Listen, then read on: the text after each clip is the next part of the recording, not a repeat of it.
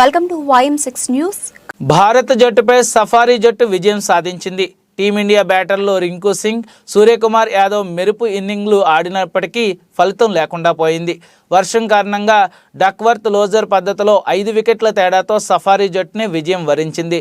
దీంతో 3 మ్యాచ్ల టీ20 సిరీస్లో సౌత్ ఆఫ్రికా జట్టు ఆధిక్యంలో దూసుకువెళ్లింది. చివరిదైన 3వ టీ20 మ్యాచ్ గురువారం జరుగుతుంది. సౌత్ ఆఫ్రికా వేదికగా ఇండియా వర్సెస్ సౌత్ ఆఫ్రికా మధ్య 3 టీ20 మ్యాచ్ల సిరీస్ జరుగుతుంది. ఈ సిరీస్లో భాగంగా తొలి మ్యాచ్ వర్షం కారణంగా రద్దయింది. రెండో మ్యాచ్ మంగళవారం రాత్రి జరిగింది. తొలుత బ్యాటింగ్ చేసిన టీమిండియా 13.3 ఓవర్లకు 7 వికెట్లు కోల్పోయి 180 పరుగులు చేసింది. వర్షం కారణంగా డక్వర్త్ లోజర్ విధానంలో సఫారీల లక్ష్యాన్ని అంపైర్లు కుదించారు. 15 ఓవర్లకు 152 పరుగుల లక్ష్యంతో బరిలోకి దిగిన సఫారీ బ్యాటర్లు ఆది నుంచి దూకుడుగా ఆడి 13.5 ఓవర్లలోనే 5 వికెట్లు కోల్పోయి లక్ష్యాన్ని ఛేదించారు. మీకు అసలైన వయోలెంట్ సినిమా ఎలా ఉంటుందో చూపిస్తా. ఇది సినిమా మొదలెట్టాక ముందు డైరెక్టర్ సందీప్ రెడ్డి వంగ ఓ ఇంటర్వ్యూలో ఇచ్చిన స్టేట్మెంట్. యానిమల్ సినిమా మానసికంగా తనను బాధిస్తోంది. ఇది షూటింగ్ టైంలో రణబీర్ ఓ ఇంటర్వ్యూలో చెప్పిన మాట. ఇంత వయోలెన్సా రిలీజ్ అయిన తర్వాత ప్రతి ఒక్కరూ అంటున్న మాట. అలాంటి ఈ సినిమా ఇప్పుడు సెన్సేషనల్ హిట్ అయిపోయింది. ఇండియన్ బాక్స్ ఆఫీస్ దగ్గర one of the biggest hit సినిమాల వరుసలో చేరిపోయింది. లాంగ్వేజ్లతో సంబంధం లేకుండా కుప్పలు తెప్పలుగా కలెక్షన్లు కురిపిస్తోంది. అయితే ఈ రేంజ్ వయోలెన్స్ ఉన్న ఈ సినిమా రిలీజ్కు ముందే రణబీర్ వార్నింగ్ ఇచ్చినట్లు ఉన్న ఓ వీడియో ఇప్పుడు నెట్టింట వైరల్ అవుతుంది. రణబీర్ ఎప్పుడో వార్నింగ్ ఇచ్చారులే అని అందరూ అనుకునేలా చేస్తోంది.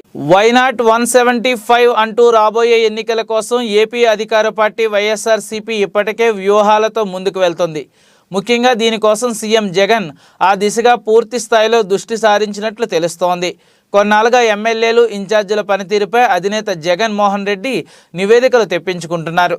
గడప గడపకు మన ప్రభుత్వం వర్క్షాప్ జరిగిన సమయంలోనే కొంతమంది నాయకుల పనితీరుపై సీఎం జగన్ అసంతృప్తి వ్యక్తం చేశారు. పనితీరు బాగోలేని వారిని మార్చక తప్పదని ప్రకటించారు. అలాంటి వారికి కొంచెం గడువు కూడా ఇచ్చారు. అయినా పనితీరు మెరుగుపడిన వారి విషయంలో సీఎం జగన్ తుది నిర్ణయాలు తీసుకుంటున్నట్లు సమాచారం. ఎన్నికల దగ్గర పడడంతో అభ్యర్థుల ఎంపికపై అధినేత కసరత్తు వేగవంతం చేసినట్లు వైసీపీ వర్గాలు చెబుతున్నాయి. కొన్ని రోజులుగా నియోజకవర్గాల వారీగా తెప్పించుకుంటున్న నివేదికలపై కీలక నేతలతో చర్చించి ఓ నిర్ణయానికి వస్తున్నారని పార్టీ వర్గాల సమాచారం. దాంట్లో భాగంగానే పనితీరు బాగోలేని నేతలకు ఫోన్ చేసి సమాచారం ఇస్తున్నారని చెబుతున్నారు. ఇలా సమాచారం ఇస్తున్న సమయంలో కొంతమంది నాయకులు బయటకు వస్తున్నారని, మరికొంతమంది మాత్రం విషయం బయటకు పొక్కకుండా పార్టీలోనే కొనసాగేలా నిర్ణయాలు తీసుకుంటున్నట్లు పార్టీ వర్గాల్లో చర్చ జరుగుతుంది. ఇలా అధిష్టానం నుండి ఫోన్ వచ్చిన కేటగిరీలోనే మంగళగిరి ఎమ్మెల్యే ఆళ్ల రామకృష్ణారెడ్డి కూడా ఉన్నట్లు ప్రచారం జరుగుతోంది. ఆర్కేకు సీటు విషయంలో స్పష్టత ఇవ్వడంతోనే ఆయన పార్టీకి రాజీనామా చేశారనే వాదన వినిపిస్తోంది. వైఎస్ఆర్సీపీ అధికారంలోకి రావాలంటే కీలక సంస్కరణలు తప్పవని సీఎం జగన్ భావిస్తున్నారు. అందుకే ఎమ్మెల్యేలు ఇన్ఛార్జీల విషయంలో కఠిన నిర్ణయాలు తీసుకోక తప్పదనే ఆలోచనలో ఉన్నారని తెలిసింది. గతంలోనే 30 మంది అభ్యర్థులను మార్చాలని సీఎం జగన్ నిర్ణయించుకున్నారు. తాజాగా ఈ సంఖ్య మరింత పెరిగినట్లు కూడా సమాచారం. ఉమ్మడి జిల్లాల వారీగా అభ్యర్థుల పనితీరు, ప్రజల్లో స్పందన, సామాజిక వర్గాల ప్రభావంతో పాటు టీడీపీ జనసేన ప్రభావం ఎలా ఉంటుందనేది అంచనా వేసుకుని అభ్యర్థుల విషయంలో నిర్ణయం తీసుకుంటున్నట్లు తెలుస్తోంది. కొన్ని చోట్ల ప్రస్తుతం ఉన్న అభ్యర్థుల స్థానంలో వేరే సామాజిక వర్గాలకు ప్రాధాన్యత ఇవ్వాలని కూడా సీఎం నిర్ణయించినట్లు తెలిసింది. మంగళగిరి నియోజకవర్గంలో ఈసారి హోరాహోరు పోరు జరగనుంది. టీడీపీ అభ్యర్థిగా నారా లోకేష్ బరిలో దిగుతున్నారు. సిట్టింగ్ ఎమ్మెల్యే ఆళ్ల రామకృష్ణారెడ్డి ఉన్నారు.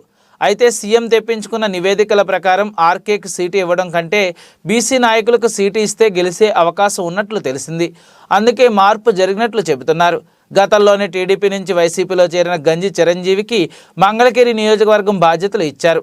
ఇక్కడ నుండి సుమారు 70,000 బీసీ సామాజిక వర్గం ఓట్లు ఉండడంతో ఆర్కేకి సీటు ఇవ్వలేమని తేల్చి చెప్పినట్లు తెలిసింది. మరోవైపు గాజువాక వైసీపీ ఇన్ఛార్జ్ తిప్పల దేవాన్ రెడ్డి కూడా పార్టీకి రాజీనామా చేశారు. ఆయన తండ్రి తిప్పల నాగిరెడ్డి గత ఎన్నికల్లో పవన్ కళ్యాణ్పై గెలిచారు. అయితే ఇక్కడ దేవాన్ రెడ్డి స్థానంలో యాదవ సామాజిక వర్గానికి సీటు ఇవ్వనున్నట్లు తెలిసింది. ఈ విషయం తెలియడంతోనే దేవాన్ రెడ్డి పార్టీకి రాజీనామా చేసినట్లు సమాచారం. ఇదే కోవలో మరికొంతమందిని కూడా మారుస్తారని తెలిసింది. అయితే ఇన్ఛార్జీలు మార్చినా వారికి పార్టీలో మరో పదవి ఇచ్చేలా హామీ ఇస్తున్నారు. అయినా కొంతమంది పార్టీని వీడుతున్నారు. మొత్తానికి గెలుపు గుర్రాలకు సీట్లు ఇచ్చేలా సీఎం జగన్ కీలక నిర్ణయాలు తీసుకుంటున్నారు. తుఫాను అనంతర పరిస్థితులు, వరి ధాన్యం కొనుగోలు క్యాంపు కార్యాలయంలో రివ్యూ చేశారు సీఎం జగన్. ఈ సమావేశంలో అధికారులతో పాటు ఎమ్మెల్యేలు కూడా పాల్గొన్నారు.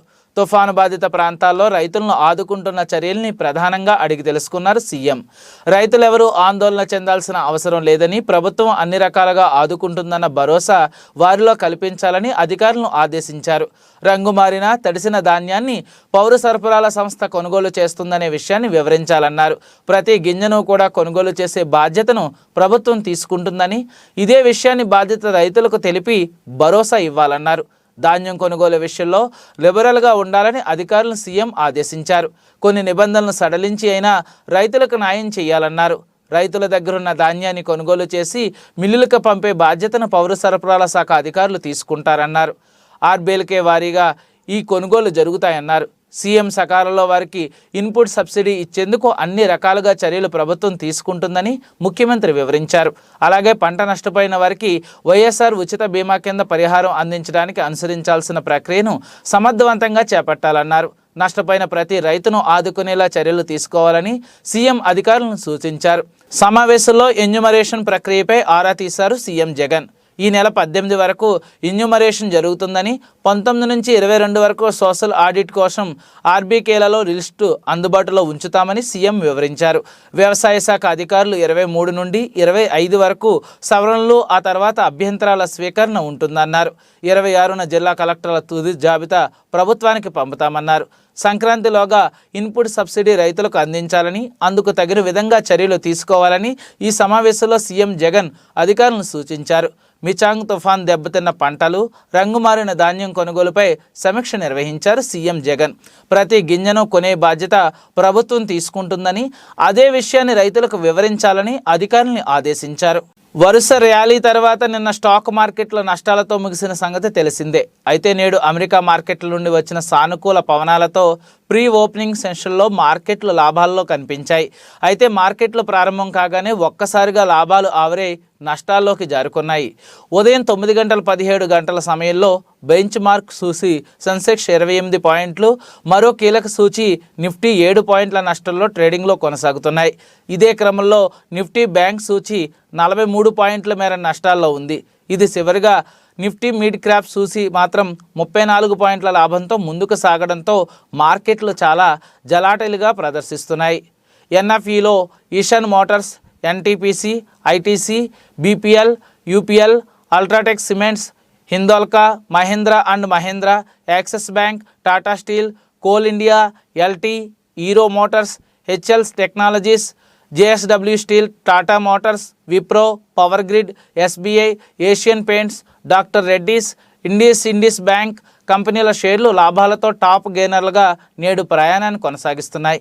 ఇదే క్రమంలో HDFC Life Insurance, Apollo Hospitals, Infosys, TCS, ONGC, HDFC Bank, Kotak Bank, Bajaj Finance, Reliance, Maruti, SBI Life, Grasim, Sun Pharma, Bajaj Finserv, Nestle, Bajaj Auto, Titan, Adani Ports, Britannia, Cipla కంపెనీల షేర్లు నష్టాలతో టాప్ లూజర్లుగా తమ ప్రయాణాన్ని కొనసాగిస్తున్నాయి.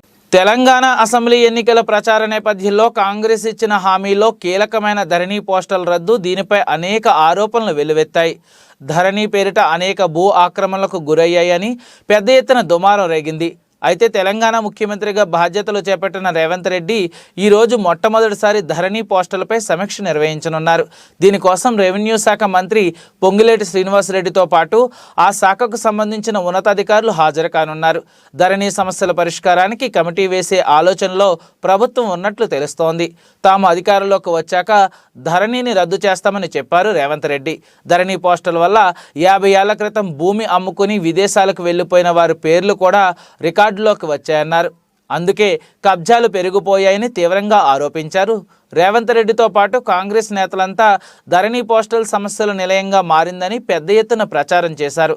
తమకు ఒక అవకాశం ఇవ్వండి, కాంగ్రెస్ పార్టీ అధికారంలోకి వచ్చాక ధరణి పోస్టల్ను రద్దు చేసి కొత్త రెవెన్యూ వ్యవస్థను తీసుకొస్తామని చెప్పిన విషయం మనకు తెలిసిందే. ఇందులో భాగంగా ఆయా శాఖల ఉన్నతాధికారులతో ఈరోజు మధ్యాహ్నం రివ్యూ మీటింగ్ జరగనుంది. ధరణి పోస్టల్ వల్ల ఏ భూమి ఎవరి పేరు ఉంది, ఎప్పుడు రిజిస్టర్ అయ్యింది అన్ని పూర్తి వివరాలు సింగిల్ క్లిక్తో బీఆర్ఎస్ నేతలు చూస్తున్నారని రేవంత్ రెడ్డి ఆరోపించారు. ధరణి రద్దు చేస్తే రైతు బంధు ఆగిపోతుందని గత పాలకులు చెబితే అసలు ధరణికి రైతు బంధుకు సంబంధం లేదని బదులిచ్చారు రేవంత్. ధరణి రాష్ట్ర ప్రభుత్వం ఆధీనంలో లేదని IL&FS అనే దళారీ కంపెనీ చేతిలో ఉంది అన్నారు. ఇలాంటి బలమైన ఆరోపణ ప్రతి ఆరోపణల నడుమ ప్రచారం సాగిన వేళ కాంగ్రెస్ అధికారంలోకి వచ్చింది. దీంతో ధరణిపై ముఖ్యమంత్రి రేవంత్ సమీక్షలు జరిపి ఏ విధమైన చర్యలు తీసుకుంటారన్న ఉత్కంఠ ప్రతి ఒక్కరిలో నెలకొంది. భారతీయ జనతా పార్టీ జాతీయ ప్రధాన కార్యదర్శి బండి సంజయ్ మరోసారి కరీంనగర్ పార్లమెంటు సభ్యులుగా పోటీ చేయడానికి సన్నద్ధమవుతున్నారు.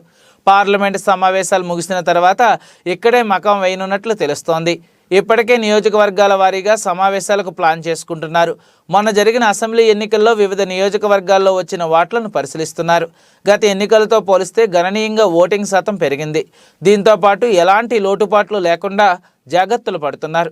ముఖ్యంగా పని చేసుకుంటూ ముందుకు సాగాలని నిర్ణయం తీసుకుంటున్నారు. కరీంనగర్ అసెంబ్లీ ఎన్నికల్లో సంజయ్ పోటీ చేసి గట్టి పోటీ ఇచ్చారు. స్వల్ప ఓట్ల తేడాతో ఓటమి పాలయ్యారు. మరోసారి లోక్సభ బరిలో నిలిచి గెలిచేందుకు ప్లాన్ చేసుకుంటున్నారు. కరీంనగర్ జిల్లాలో మరోసారి ఎన్నికల వేడి రాజుకుంది. అసెంబ్లీ ఎన్నికలు ముగిసి వారం రోజులు గడవక ముందే ఇక్కడ మాత్రం ఎన్నికల మూడ్లోకి వెళ్తున్నాయి రాజకీయ నేతలు. ముఖ్యంగా బీజేపీ జాతీయ ప్రధాన కార్యదర్శి పార్లమెంట్ సభ్యులు బండి సంజయ్ కుమార్ కరీంనగర్పై ఫోకస్ పెట్టారు. అసెంబ్లీ ఎన్నికల్లో కరీంనగర్ నియోజకవర్గం నుండి బరిలో దిగి ఓటమి చవిచూశారు. ఆయన దాదాపు 3,000కు పైగా ఓట్ల తేడాతో ఓటమి పాలయ్యారు. గత అసెంబ్లీ ఎన్నికల్లోనూ ఓటమి పాలయ్యారు. అయితే అనూహ్యంగా తర్వాత జరిగిన పార్లమెంట్ ఎన్నికల్లో విజయం సాధించారు. ఈ నేపథ్యంలోనే ప్రస్తుతం మరోసారి ఎంపీగా పోటీ చేయడానికి సిద్ధమవుతున్నారు. అసెంబ్లీ ఎన్నికల్లో ఓడిన తర్వాత కరీంనగర్లో ముఖ్య నేతలతో సమావేశం ఏర్పాటు చేశారు బండి సంజయ్. ఎవరు అదే పరవద్దని సూచిస్తున్నారు. ఎంపీగా మరోసారి పోటీ చేస్తున్నానని, కష్టపడి పార్టీ విజయం కోసం పనిచేయాలని కార్యకర్తలను కోరారు. కరీంనగర్లో ఓడిపోయిన 89,000కు పైగా ఓట్లు వచ్చాయి. అంతేకాకుండా కరీంనగర్ పార్లమెంటు పరిధిలో హుస్నాబాద్ మినహా మిగతా 6 నియోజకవర్గాల్లో ఓటింగ్ శాతం పెరిగింది. కరీంనగర్తో పాటు హుజూరాబాద్లో 2వ స్థానంలో నిలిచింది భారతీయ జనతా పార్టీ. ఈసారి ఓటింగ్ శాతం పెరగడంతో పాటు క్యాడర్ కూడా పెరిగింది. దీంతో మరోసారి గెలిచేందుకు సన్నద్ధమవుతున్నారు.